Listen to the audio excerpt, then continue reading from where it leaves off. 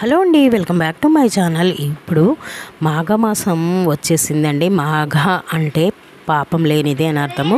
సూర్య భగవానుడికి చాలా ఇష్టమైన మాసము మాఘమాసం. ఈ మాసంలో పౌర్ణమికి ముందు వచ్చే సప్తమి రథసప్తమి అని అంటారు. ఈ రథసప్తమి రోజు చేసే పూజల వల్ల కోట్ల రెట్లు పుణ్యము, ఆరోగ్యము, సంపదలు వస్తాయని నమ్ముతారు. ఈరోజు సూర్యభగవానుడి పుట్టినరోజు.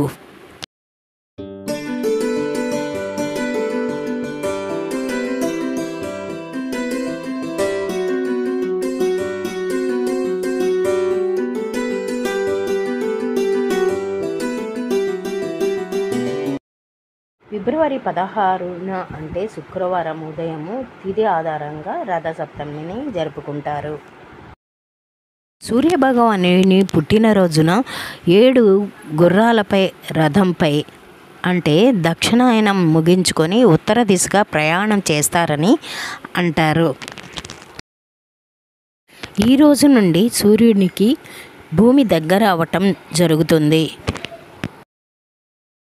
ఉదయమే సూర్యోదయానికి ముందుగా నిద్రలేచి స్నానం చేసేటప్పుడు 7 జిల్లేడు ఆకులను 7 చిక్కుడు ఆకులను తలపై భుజాలపై ఉంచుకొని స్నానం చేయాలి. ఈరోజు సూర్యభగవాన్ని పూజించడం వల్ల ఐశ్వర్యానికి లోటు రాకుండా ఉంటుందని, మరి జ్ఞానము బుద్ధి కలుగుతుందని నమ్ముతారు.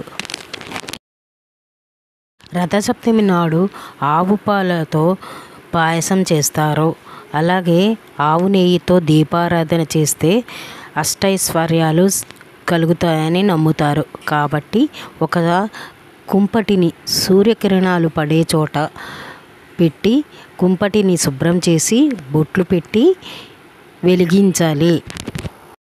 ఇత్తడి గిన్నెలో పాలు పోసి పొంగించిన తర్వాత కొత్త బియ్యం వేసి పాయసాన్ని చెరుకు గడతో తిప్పాలి. ఇలా సూర్యనారాయణమూర్తికి చూపిస్తూ నమస్కారం చేసుకోవాలి. ఈ పాయసాన్ని చిక్కుడు ఆకులో పెట్టి నైవేద్యం పెట్టాలి. ఇలా చేయడం వల్ల చిక్కుడు ఆకుల్లోని ఔషధాలు శరీరానికి ఆరోగ్యాన్ని ఇస్తాయని నమ్ముతారు. ఈ పూజని ఎవరైనా చేసుకోవచ్చు.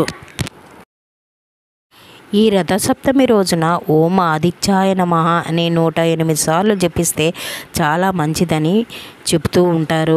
పూజ గదిలో సూర్యభగవాన్ని చిత్రపటము ఉంటే మంచిదని, అలాగే రథసప్తమి రోజు ఇంట్లో సూర్య యంత్రాన్ని పెట్టుకుంటారు కూడా చాలామంది. ఈ మాసంలో నదులు, చెరువుల దగ్గర స్నానాలు చేయటం చాలా మంచిది అని అంటారు. ఈ మాఘమాసంలో దానాలు చేయడం వల్ల కూడా చాలా మంచిదని నమ్ముతారు.